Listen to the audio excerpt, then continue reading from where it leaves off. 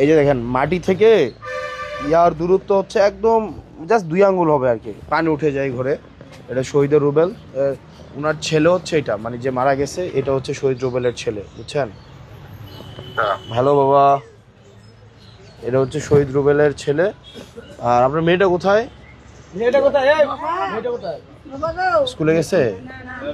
ছিল তো এখানে।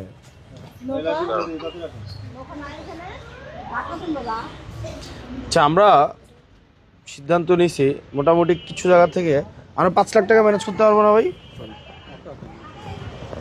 চেষ্টা করতে হবে বাকি সবাই মিলে। পারবো ভাই, একজন দিবে 3-4 লাখ টাকা, আমরা 5 লাখ টাকা বলে যাই, দিয়ে দিব। হ্যাঁ পারবো ইনশাল্লাহ, ঘরটা তুলে দিব। হ্যাঁ ইনশাআল্লাহ। তাহলে আমি বলে দিয়ে যাচ্ছি হ্যাঁ ইনশাআল্লাহ। ইনশাল্লাহ 5 লাখ টাকা। শোনেন, আমাকে 1 মাস টাইম দেন। হ্যাঁ বৃষ্টি, এটা কি মাস? এটা হচ্ছে আপনার মার্চ। মার্চ তো শুরুই হয় না কেন? ইনশাল্লাহ মার্চের প্রথম সপ্তাহে আপনি কাজ শুরু করবেন। ঠিক আছে আরিফ ভাই, তাহলে আমি তো এমন না যে, মানে ধরেন আমার সরকারি জায়গা থেকে সরকার আমাকে প্রত্যেক বছর 10 লাখ টাকা দিবে দান খয়রাতের জন্য। 10 লাখ 1 বছরের জন্য। 1 বছরে মাত্র 10 লাখ। মানুষ আছে প্রায় 5 লাখ। এখন আপনি আমার বুঝেন, আমি এনেই দিচ্ছি 5 লাখ। এই যে মসজিদ, মাদ্রাসা, ঈদগাহ দিব, সব মিলাই দিব 10 লাখ, বুঝছেন?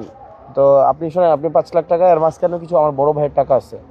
ওই যে দেখলাম এখন কথা বললাম, উনি ফ্রান্স থাকেন, উনি কিছু টাকা দেবেন।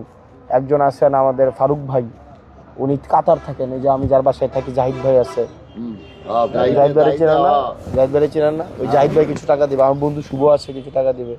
তো এরকম কিছু টাকা নিয়ে 5 লাখ টাকা হবে আর কি। তো এই 5 লাখ টাকা আমি আপাতত দেই মার্চে আপনাকে, আপনি কাজ শুরু করেন। আর আমি আমার লিমিটেশন আছে। আর এখানে তো ধরেন আরও অনেকে আছে না, সাব্বিরদের ঘরটা দেখছেন আপনি? ওই ঘরটাও খুব খারাপ অবস্থা। সাগরদের ঘরটা দেখছেন?